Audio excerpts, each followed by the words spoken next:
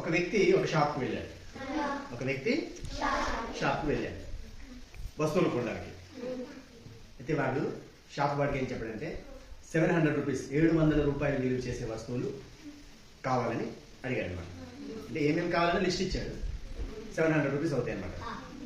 ఎవరైనా కస్టమర్ వచ్చేటప్పుడు సామాన్లు అడిగితే వాడు ఆ మూల ఈ మూల ఆ షాప్లో ఎక్కడ ఉన్నాయి అవన్నీ తెచ్చి ప్యాక్ చేస్తుంటాడు. సో వాడు ప్యాక్ చేసే సమయంలో వీడు ఏం చేశాడంటే వాడు క్యాష్ కౌంటర్లోంచి 1000 రూపీస్ దొంగిలించాడు. 1000 రూపీస్ దొంగతనం చేశాడు. ఈ లోపు వాడు అన్ని సామాన్లు కట్టేసి కవర్లో పెట్టి ఇచ్చాడు అనమాట. సో అది 700 రూపీస్ అయింది. ముందే వీడికి తెలుసు ఆల్రెడీ అంత అవుతుందని. వీడి దగ్గర ఉన్నటువంటి 1000 రూపీస్ షాప్ వాడికి ఇచ్చాడు. ఈ 1000 ఎక్కడిది యాక్చువల్గా షాప్ లోంచే దొంగతనం చేశాడు. 1000 రూపీస్ తీసుకున్నాడు షాప్ వాడు. సామాన్లు ఎంత కాస్ట్ అయింది? 700. సో ఆ కస్టమర్కి రిటర్న్ ఎంత ఇవ్వాలి? 300 ఇవ్వాలి. Very good.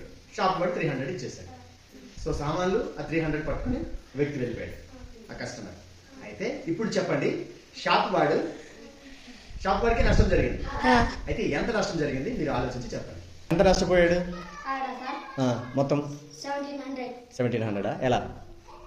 700 ఏమో సార్ సామాన్లు సార్, 1000 ఏమో సార్ దొంగతనం చేసింది సార్.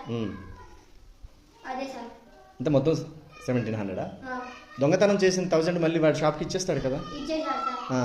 మరి అప్పుడు 1700 ఎలా అవుతుంది? ఎంత షాప్ వాడు ఎంత నష్టపోయాడు? ఎలా చెప్పు. ఓకే 300. అందుకే 1300. మరి 1000 రూపీస్ రిటర్న్ ఇచ్చారు కదా షాప్ వాడికి.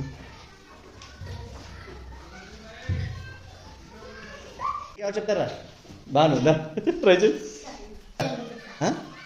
1000 రూపీస్ లాస్. ఎలా?